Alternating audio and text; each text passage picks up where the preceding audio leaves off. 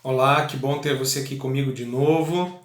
Que a graça e a paz do Senhor Jesus continue contigo e vamos ao nosso estudo. Agora Hebreus, capítulo 10, a partir do verso 11. Todo sacerdote se apresenta dia após dia, ministrando e oferecendo muitas vezes os mesmos sacrifícios que nunca podem tirar pecados. Mas este, havendo oferecido para sempre um único sacrifício perfeito pelos pecados, assentou-se à destra de Deus. Daí por diante espera que os seus inimigos sejam postos por estrado dos seus pés. Porque com uma só oferta aperfeiçoou para sempre os que estão sendo santificados. O Espírito Santo nolo testifica. Primeiro diz: esta é a aliança que farei com eles depois daqueles dias, diz o Senhor. Porei as minhas leis em seus corações e as escreverei em seu entendimento. Então acrescenta: e jamais me lembrarei dos seus pecados e das suas iniquidades. Ora, onde há remissão destes, não há mais oferta pelo pecado. Então, a partir daqui, do verso 11, o ponto central continua sendo a eficácia eterna do sacrifício de Cristo. Em contraste agora com os sacrifícios repetitivos, ou os sacrifícios que eram repetidos, tanto o do dia da expiação, como aqueles que eram oferecidos matutina e vespertinamente, ou pela manhã e pela tarde, que tinham uma eficácia temporária. O sacrifício de Cristo tem uma eficácia permanente, eterna. Na antiga aliança havia os sacrifícios matutinos e vespertinos. Você pode ver isso em Êxodo 29, 38, também em Números 28, do 3 até o 8. Existem certas coisas que podem ser repetidas. Existem muitas coisas que podem ser repetidas. É possível você copiar até mesmo esse estudo. Você chegar e copiar o mesmo estilo, as mesmas palavras, ou eu mesmo estou pesquisando na Bíblia e pegando estudos de outros comentaristas, para que possa compilar algo que seja relevante para mim e para você. Então tenho buscado material e estou aqui transmitindo esse material da melhor maneira que consigo fazer e entendo e compreendo. Então existem coisas que podem ser copiadas. Por exemplo, todos os dias de culto na nossa igreja mesmo, nós fazemos louvores que outros compuseram. Nós cantamos louvores de outras pessoas, imitamos os arranjos. Então é possível se copiar. Mas existem coisas que é impossível se repetir e se copiar, Existem também obras de pintura que são possíveis se copiar, mas nunca vai ter o mesmo valor daquela original, Em todo caso, as obras de um gênio são irrepetíveis, Obras geniais, obras-primas. Existem coisas que são sui generis, É impossível copiar, só aquilo só o original é o que serve, é impossível copiar, Então, todas as obras geniais são irrepetíveis e é isso que as torna tão especiais e tão geniais. Elas são definitivas. Ocorre o mesmo então com o sacrifício de Jesus. O sacrifício de Cristo é sui generis, é único, é uma dessas peças que é impossível se copiar, se repetir, é impossível fazer novamente. Não precisa, o sacrifício de Cristo não precisa repetir-se. O sacrifício de Jesus mostra perfeitamente o amor de Deus. O sacrifício de Jesus mostra perfeitamente o amor de Deus. Quando nós pensamos biblicamente, que cabimento tem um Deus tão sublime, tão excelso, tão soberano, de certa forma até inatingível, Como pode um Deus tão grande, se rebaixar a ter um corpo humano, a encarnar num corpo passível de dores, de sofrimentos, de angústia, deixar toda a glória, deixar tudo aquilo que o cercava para morrer a nossa morte, para que a gente tivesse vida. Então, o sacrifício de Jesus mostra perfeitamente o amor de Deus, que Cristo morreu por nós, sendo nós ainda pecadores. Cristo morreu por nós, sendo nós ainda seus inimigos, sendo inimigos de Deus, ainda assim ele morreu em nosso favor para que nós pudéssemos nos tornar amigos de Deus, né? Isso é amor, um amor incondicional. A vida e a morte de Jesus foram um ato de perfeita obediência e por essa razão foi o único sacrifício perfeito. A perfeição não pode ser melhorada. Perfeição é algo que não pode ser melhorado, né? Não dá para repetir e não dá para melhorar o que Jesus já fez. Em Jesus encontra-se ao mesmo tempo a perfeita revelação de Deus e a perfeita oferta de obediência.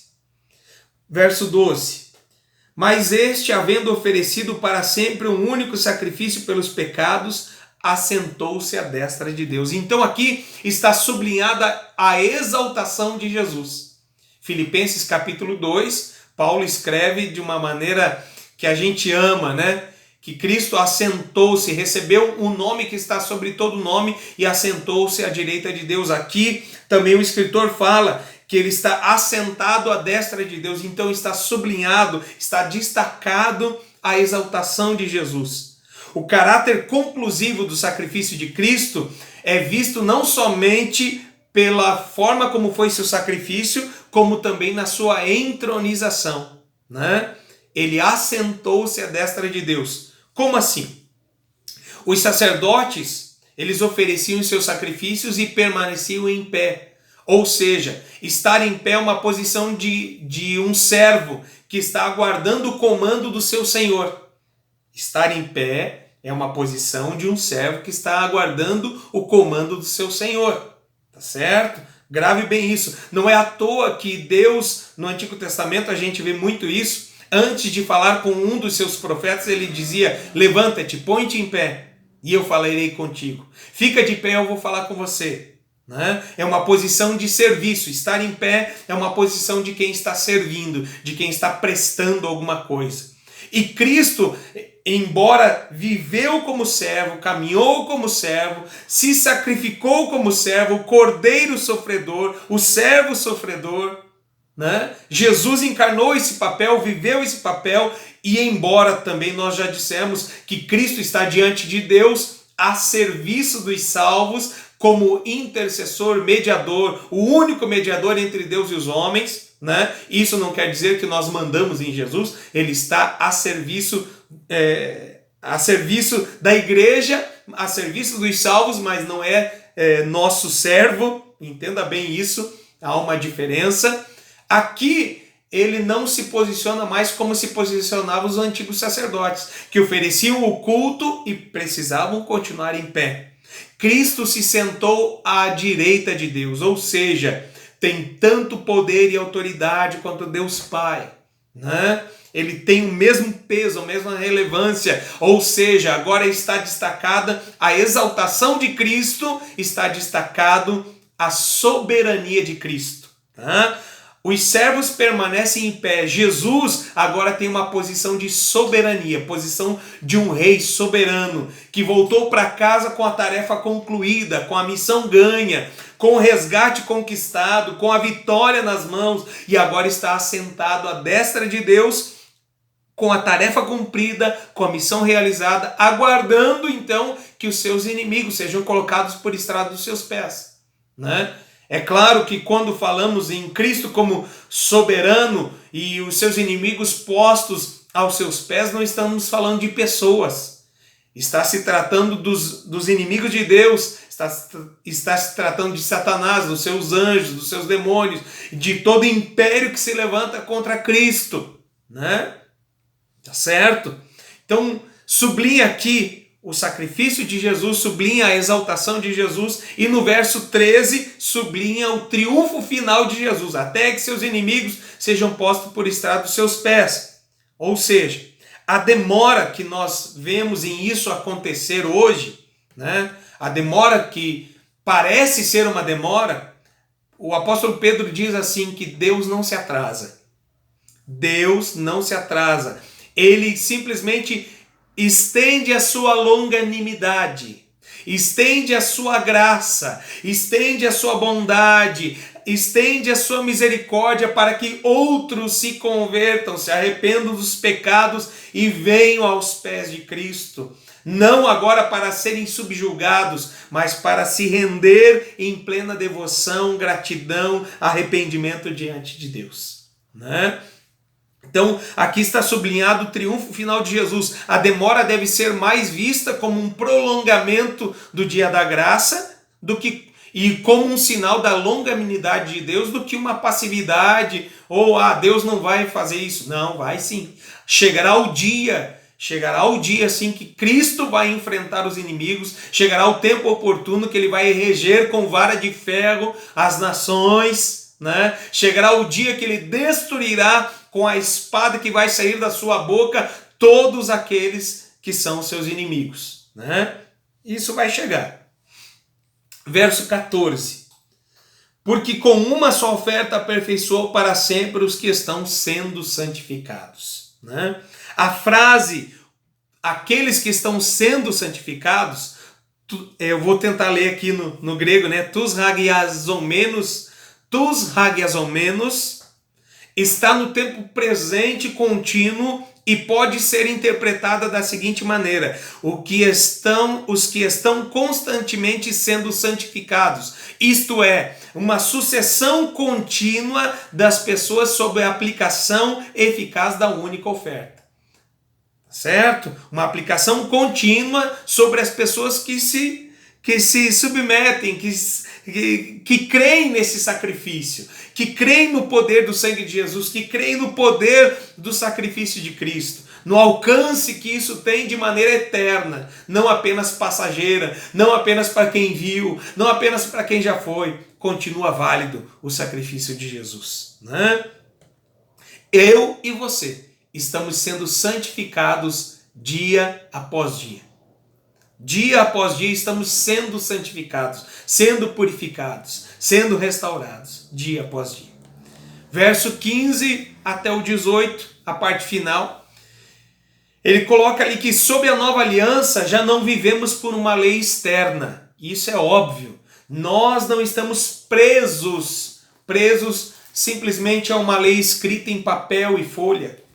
Não estamos com papel e tinta, ou folhas impressas. Nós não estamos presos a uma lei externa, escrita apenas em tábuas, ou escritas em pergaminhos antigos.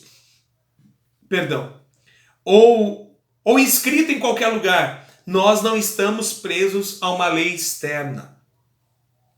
Nós hoje temos o privilégio, por sermos salvos em Cristo, termos o perdão dos nossos pecados. Cristo implanta em nós, o Espírito Santo vive em nós e a palavra de Deus é algo que transborda em nós. Esta promessa que foi feita em Jeremias se cumpriu a partir de Jesus. E então colocarei nas suas mentes e nos seus corações a minha palavra, né? Então a lei que nós hoje vivemos é a lei do Espírito, uma lei interna, né? A lei do Senhor está no nosso coração e no nosso entendimento, né? Por isso é possível nessa nova era ou nesse novo tempo, no tempo da graça, nos dias que nós estamos vivendo, por isso é possível a gente entender e compreender que a palavra de Deus vai transformando a nossa mente e transformando a nossa mentalidade. Ela vai nos purificando, ela vai nos limpando, ela vai nos tratando, e a gente guarda as palavras de Deus no coração para não pecar contra Ele, e a palavra de Deus se torna o nosso prazer, se torna a nossa satisfação, se torna a nossa alegria, né? Eu vejo essa realidade de ter a palavra no coração, né? De ter a palavra na mente, de ser guiado por ela. Eu vejo isso como uma realidade na vida do salvo. Pecados perdoados e a palavra de Deus implantada em nós, a fim de que sejamos conduzidos na obediência da vontade de Deus. Tá? No verso 18, é como ele coloca aqui, deixa eu só voltar um pouquinho no contexto do 16 e 17, 15, 16 e 17. Né? Tiago, É um texto que eu amo, né? Tiago 1:21. Pelo que, despojando-vos de toda impureza e todo vestígio do mal, recebei com mansidão a palavra em vós implantada, a qual é poderosa para salvar as vossas almas, e sede cumpridores da palavra e não somente ouvintes, enganando-vos a vós mesmos. Certo? Então, quando a palavra está implantada em nós, quando a palavra está na nossa mente, no nosso coração, podemos dizer, como dizia o salmista, no Salmo 119, né? Escondi a tua palavra no meu coração para não pecar contra ti, né? A tua palavra é o meu prazer, a tua vontade é o meu prazer, deleito-me em fazer a tua vontade, como está no Salmo 40, porque a tua palavra está no mais profundo do meu íntimo. Quando a palavra de Deus verdadeiramente está na nossa mente, no nosso coração, quando nós erramos, quando nós pecamos, prontamente o Espírito Santo de Deus nos conduz ao arrependimento, a encontrarmos graça sobre graça, a encontrarmos misericórdia, a nos humilharmos diante dele. Então, creia, se você hoje tem o temor de Deus no coração, se você consegue ter na sua vida palavras que te guiam, uma filosofia de vida cristã, e você não precisa mais de um livrinho de regras, você não precisa o tempo todo consultar a palavra, porque ela vive em você e você sabe diferenciar sim o certo do errado, e o Espírito Santo te guia nessa verdade, meu irmão. Você é salvo.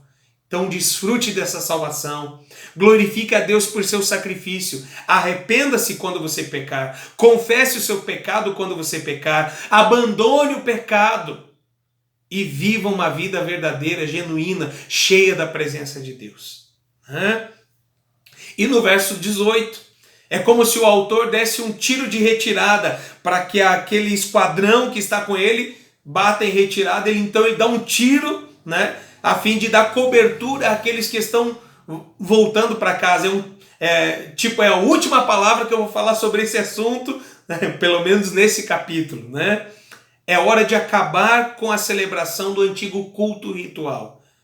Ele diz mais uma vez, é hora de pôr fim ao antigo culto ritual. Não precisamos voltar a apresentar sacrifícios no templo. Aqui o templo já havia sido destruído, né? Ele está escrevendo para hebreus cristãos, para judeus cristãos, para pessoas que porventura talvez estivessem oscilando na fé. Ele está afirmando aqui, nós não vamos voltar ao velho sistema, tá? Aquele culto ritual acabou, isso não tem mais volta, tá? Agora nós vivemos uma nova ordem, vivemos uma nova abordagem de Deus, um novo e vivo caminho para chegar até a presença de Deus. Raiou essa nova era, né?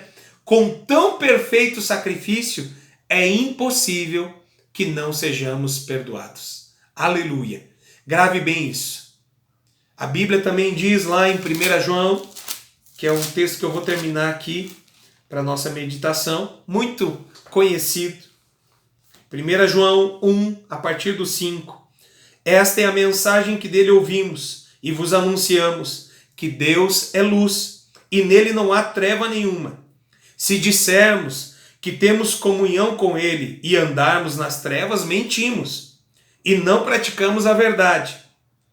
Mas se andarmos na luz, como ele na luz está, temos comunhão uns com os outros. E o sangue de Jesus Cristo, seu Filho, nos purifica de todo pecado. Se dissermos que não temos pecado nenhum, enganamo-nos a nós mesmos e não há verdade em nós. Se confessarmos os nossos pecados, ele é fiel e justo para nos perdoar os pecados e nos purificar de toda injustiça.